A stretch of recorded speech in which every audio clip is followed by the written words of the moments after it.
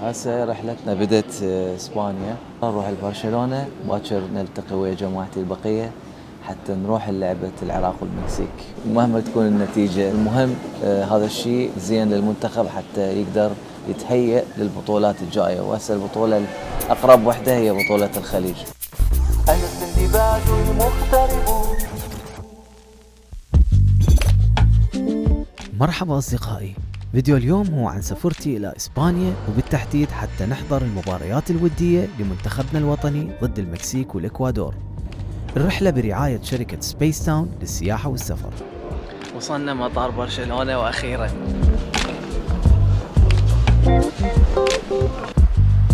وبما أنه أنا كنت أول الوافدين، حبيت أخذ لي فرة بشوارع برشلونة، وأكيد حتى نستمتع بالمنظر الجميل على شواطئ المدينة الكتالونية لحد ما يصلون بقية الجروب.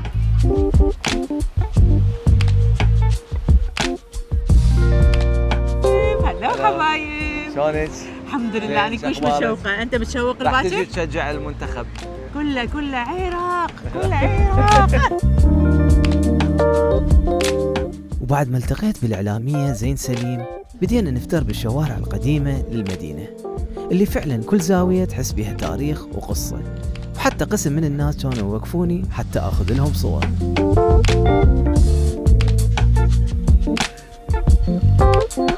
وبعدها اكتمل الجروب ووصل حسن والكابتن أحمد للفندق، ومباشرة أخذنا السيارة وانطلقنا إلى مدينة جيرونا، وتحديدا للفندق اللي ساكن به كادر المنتخب الوطني العراقي.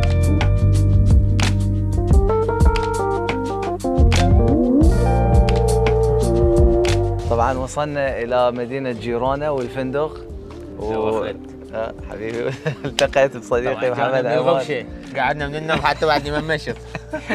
زين قلت له لازم اجي لانه هسه احنا جايين ساعه ونرجع لبرشلونه وبعدين نرجع للعبه. محمد هو المنسق الاعلامي مال المنتخب، واني فرحت انه شفتك هنا بالسويد. من نشاف ونشاف نحكي بالسويدي لو بالعراق؟ احكي بكيفك. اخلد طبعا نشط دائما، واني سعيد انه هو متواجد ويانا اليوم. اول شيء السؤال اللي هوايه ناس يريدون يعرفوه، كم لاعب مغترب راح يكون من ضمن التشكيله الاساسيه مال المنتخب؟ سبيس تاون، شركه سبيس تاون كانوا هم صاروا الرعاة لرحلتي الى حلو اسبانيا واشوف احضر المباراتين. اللي يريد يعرف وياخذ تفاصيل الرابط موجود بصندوق الوصف. حبيبي شكرا وكل التوفيق حبيبي لك وللمنتخب ان شاء الله. من المانيا سايق 12 ساعه حتى يحضر مباراه اقل شيء هذا المكسيك والعراق، واروح المدريد ان شاء الله انا وعائلتي. وهم بالسياره؟ هم بالسياره، سيارتي ذيك. هاي من انا المدريد هم بعد 7 ساعات. واذا اقدر هم اروح للبصره والله بالسياره. يلا اشوفك بالبصره. ايش تتوقع نتيجه العراق والمكسيك؟ والله شو تكون النتيجه مو مشكله، تجريبيه وان شاء الله التعادل او الفوز مو مشكله النتيجه.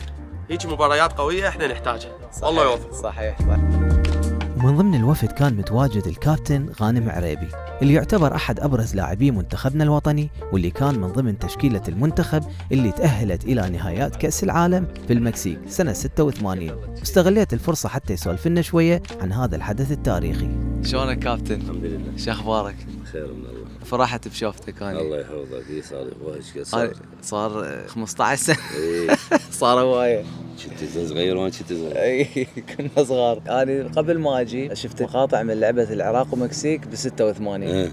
فانت موجود بتشكيلة المنتخب كنت. يعني احكي لي كيف شيء نبذة عن اللعبة ومشاعر وتأهل كأس العالم. هي لعبنا 3 لعبات. لعبتين بتالوكا، منطقة اسمها تالوكا بالمكسيك، اللي هي تبعد عن سطح البحر يمكن حوالي بال 2500 فوق الغيم. اي يعني حتى كان التنفس مالتها صعبه. لهذا احنا رحنا المنطقه اسمها بتروبولوس بالبرازيل، ضلينا حوالي 40 يوم. نعم. وجينا لبغداد ورحنا اختاروا الفريق اللي يروح يمثل العراق بال 22 لاعب. فالحمد لله انا يعني الحمد لله افرستو اختارني من ضمن 22. ان شاء الله التوفيق لك ان شاء الله. شكرا جزيلا. شكرا حبيبي.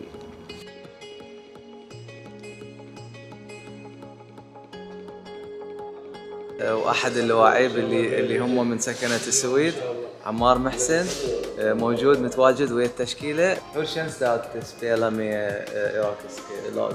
Det känns fantastiskt. Bästa känslan att vara här och träffa allihopa. Underbart. Jag är jättetaggad på att spela matcherna. Det ska vara jätteroligt. Ska du också spela i Irak mot Costa Rica? Yes, i Basra. Okej, Så jag kommer i första Basra. gången till Irak. Lycka till! Tack så mycket Habib. بعد ما رجعنا لبرشلونة قررنا نروح زيارة لكاتدرائية ساغرادا فاميليا، وراح أخلي رابط بصندوق الوصف للي يحب يتعرف أكثر عن هذا المكان. يعني اللي يجي هاي الكنيسة يحس نفسه سنفور، انها قد ما كنيسة عملاقة بناء ما ادري فشي يعني فد صرح عظيم. طبعا هاي الكنيسة بعدها ما خلصانة، متوقع انه تخلص ب 2026. تخيلوا هاي الكنيسة من 1800 وشي ولحد اليوم ما خلصان بنائها، والناس تجي تشوف الأجزاء اللي اكتمل بنائها وتاخذ صور بيها.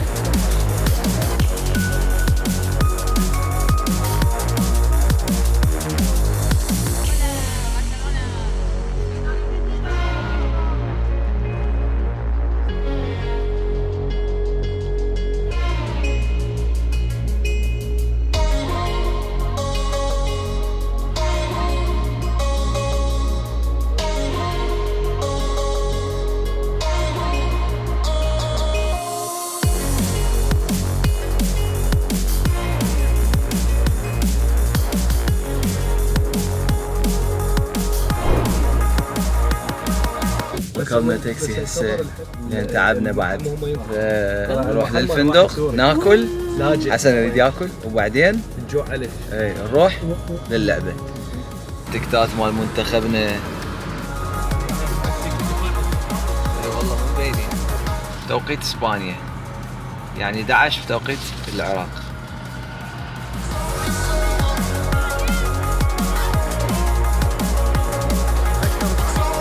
هاي جينا للعبة، وصلنا للملعب.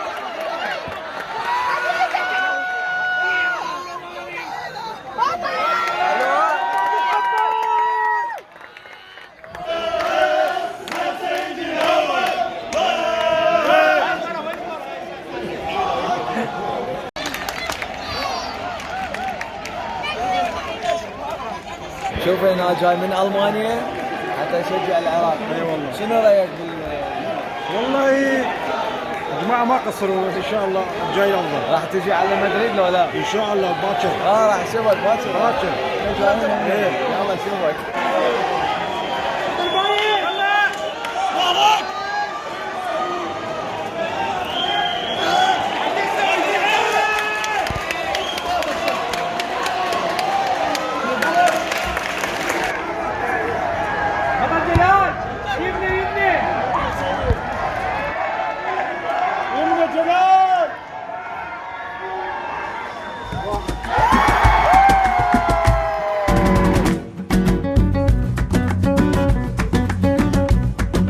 ومثل ما تشوفون الجمهور كان كلش ضايج بسبب النتيجة، لكن أكيد هذه مباراة ودية والهدف منها تهيئة المنتخب حتى يكون جاهز للبطولات الجاية مع المدرب الجديد خيسوس كاساس، وكل التوفيق لأسود الرافدين.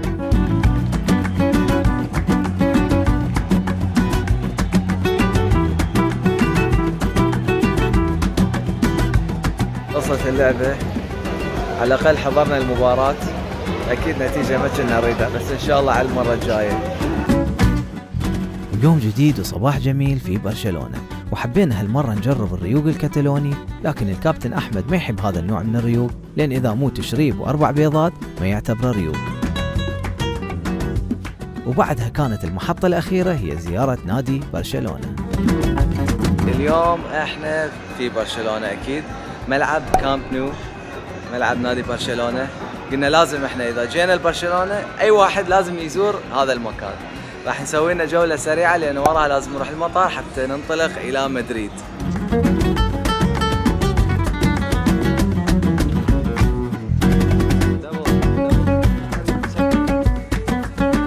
هذا يوهان كرويف لاعب الهولندي اللي كان لاعب البرشلونه بالسبعينات وصار مدرب بالبرشلونه بال88 وهي الحقبه اللي برشلونه صارت هاي الكره اللي الاستحواذ ماكو طلع اسلوب جديد وغير كره القدم كلها وهو من يعني اهم اللاعبين بالتاريخ يعتبروه من اهم 6 لاعبين بالتاريخ. يوهان كرويف. كافتيريا مال برشلونه كلها صور برشلونه هاي شوف راوي هون كومبو بلو هو اسمه بلو جرانا شعار النادي يعني اللي الوان النادي يعني.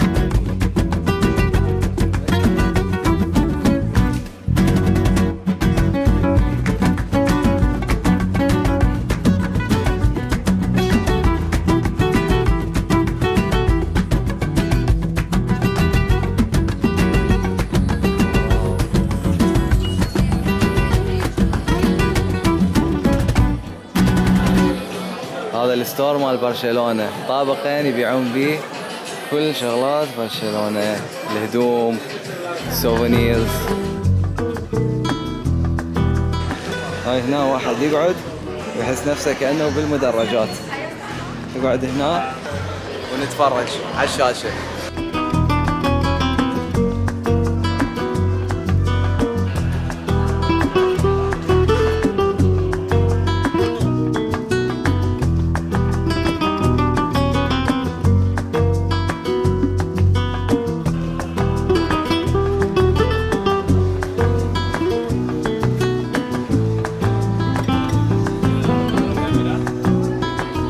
خلصنا الجولة بهذا المكان، جولة كلش سريعة. هاي ضربة جزاء، هاي تلحق الطوبة بها حساسات، يعني يعني صعب انه واحد يقول عليه هذا. اوه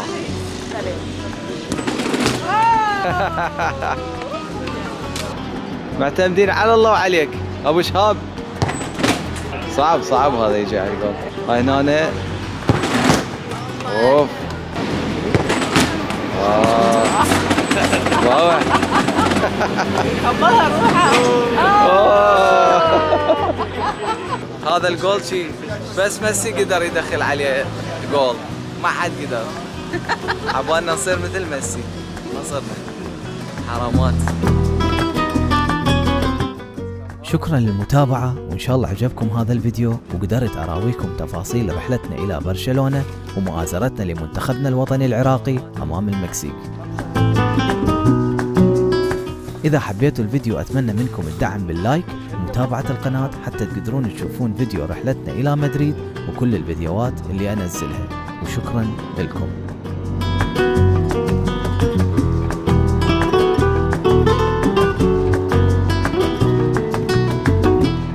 وصلنا إلى مدريد، مطار مدريد، راح نجيب الجنط.